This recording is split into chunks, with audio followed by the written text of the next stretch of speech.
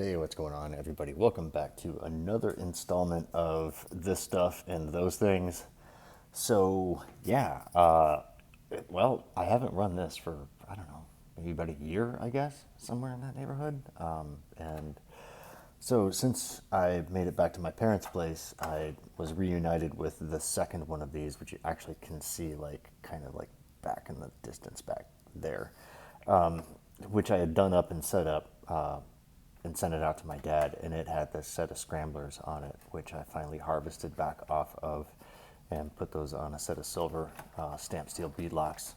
And I got this thing out and ran it tonight as per special request from months ago from a user who goes by the name at Peter Griffin. I'm not sure if Peter has a channel. I think he does. I'm not sure how many videos he's got. If he's got a few, check him out. At any rate, he's been asking to see this thing. He's a big fan of the Tetra hobby, or Tetra X1 Pepper Panda hobby. And I kind of am too. I just, unfortunately, I think the thing is definitely geared way too high. It's too tall, and so it's got a lot of top end. And, you know, if it was just a little more tame, I think, on like first and second gear, it would be much better. First gear is actually kind of a waste. You know, well, it's not even a gear. You've got like 3 different positions on the throttle or on the back of the transmitter. And third is essentially, you can use it for crawling if you plan on just doing like short, like burst kind of movement stuff. But if you want that good low speed control, that's not something you're going to find with that setup. Anyway, we're going to move on to talking about this thing. I got the driver in. It has arrived. So we can talk about that for a second. Let me grab that and show that to you. Put this guy in the background. And so anyway, picked one up from, let's see if I can get this, American Diorama, 124 driver figure.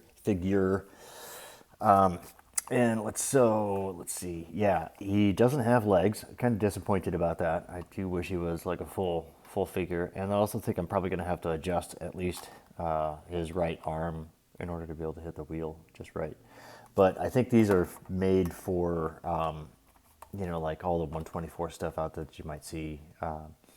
And people set up scenes with those and whatnot. So we'll find out if it works in this or not, if it's a real true 24. I've kind of sized it up. I think it should work pretty well.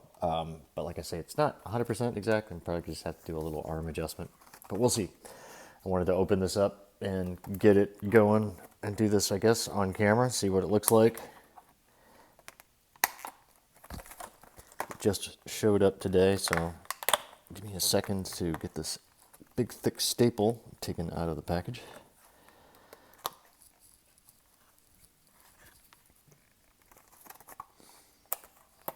And so they call this the seated couple, but there's definitely no couple. This is just some guy by himself. It probably actually does have a companion that I'm sure he could be riding with, but I did not get that. I might get a second person for this, just to see what things look like with that.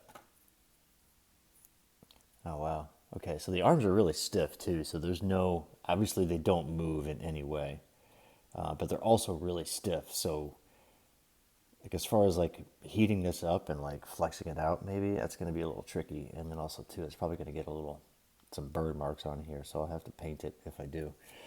Let's see if there's any luck at all with this guy fitting in here.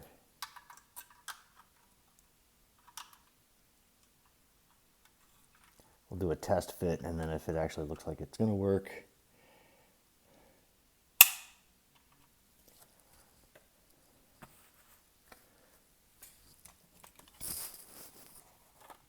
He definitely fits size-wise, just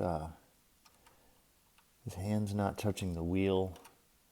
I don't mind his position of his left arm. It kind of looks like it's... And yeah, I just kind of think I'm going to have to stretch out his right arm a little bit. He doesn't look bad. It's not bad at all.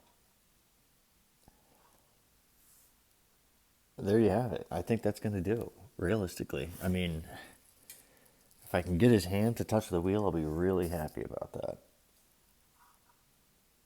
It's just sort of pointing at it a little bit, kind of like just kind of half touching, not even. All right, let me see if I can't, what are we going to do to heat this up without damaging it too much? Oh, I just broke it. Never mind. That's what we're going to do. We're going to break it. This must be 3D printed. Shoot, I just broke his arm. Well, we're going to glue that back on, and then we're just going to pop him in there, and we're going to call that a driver. Isn't that just fantastic? Gorilla Glue. Seriously, just like try to flex it just a little bit. This has no give whatsoever, and just popped his arm right off at the elbow. So, sorry, buddy.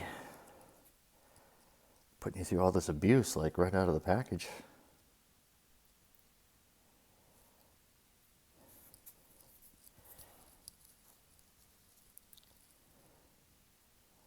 Be nice if there was a way I could adjust his arm position while it was being glued, but I don't know if I'm going to have that luxury.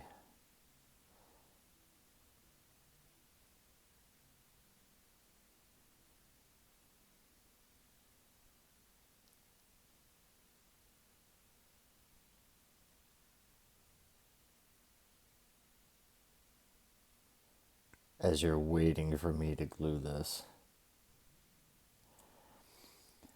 All right, it's back on there for a second. We'll see what happens. Gotta make sure this is, all right, it's holding. It's a good sign. You know, it's a nice driver figure. I mean, it's well painted and everything. He's got some jeans on, button down. Looks like he's wearing a wife beater under there.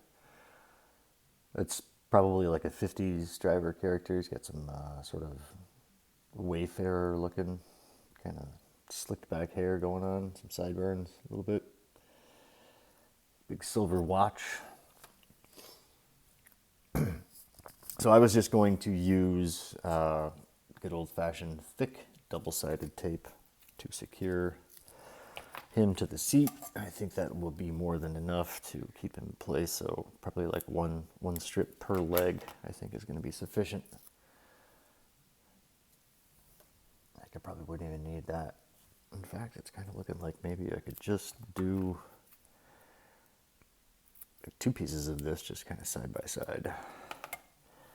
For number 1, he's really light. Number 2, these things are fairly strong. So with just 2 pieces on here like this, and no one's going to see this, I don't think, from the side. Shouldn't anyway. If you can, you're looking into my truck when I'm running it way too much. Should be watching like the wheels and tires and stuff. Oh, who knows if this is going to hold. It might. Sorry, buddy. Didn't mean to break your arm. First time out there. That was pretty rough. I'm a jerk. All right. So if we can close the door while he's kind of adds a little thickness to his legs a little bit. There we go.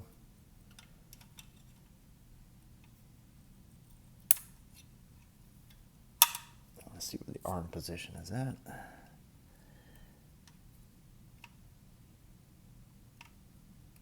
Also, too, without breaking the arm.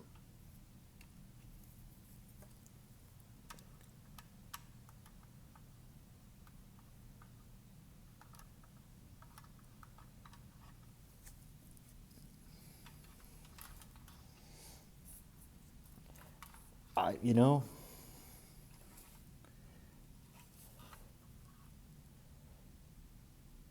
I'll take it. Not bad. Not bad at all. I mean, you can sort of see that his hand's not right on the wheel, but I like his arm position for, you know, this raised. I was kind of curious about that with the Ford body style. And he sits up a little bit higher with the tape on him, but I don't have any other thinner tape, and I don't feel like super gluing him into place. I don't think that's necessary.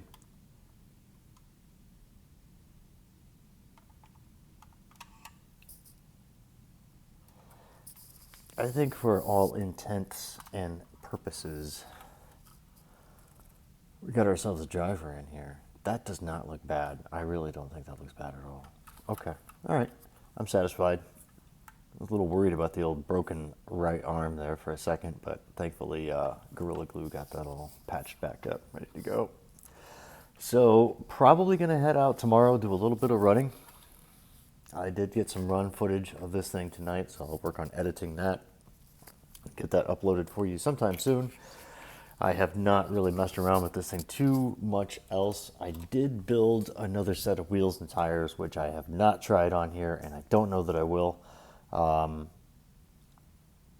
Yeah, I like this set of tires, but they're a little thicker sidewall. They don't have nearly as much give, but I kind of wondered if they would work a little bit better for the die-cast, just with the weight and everything. But I really just like the looks of these so much. I think they're great. And then I'd considered using these with the stamped steel beadlocks, with the rim facing out.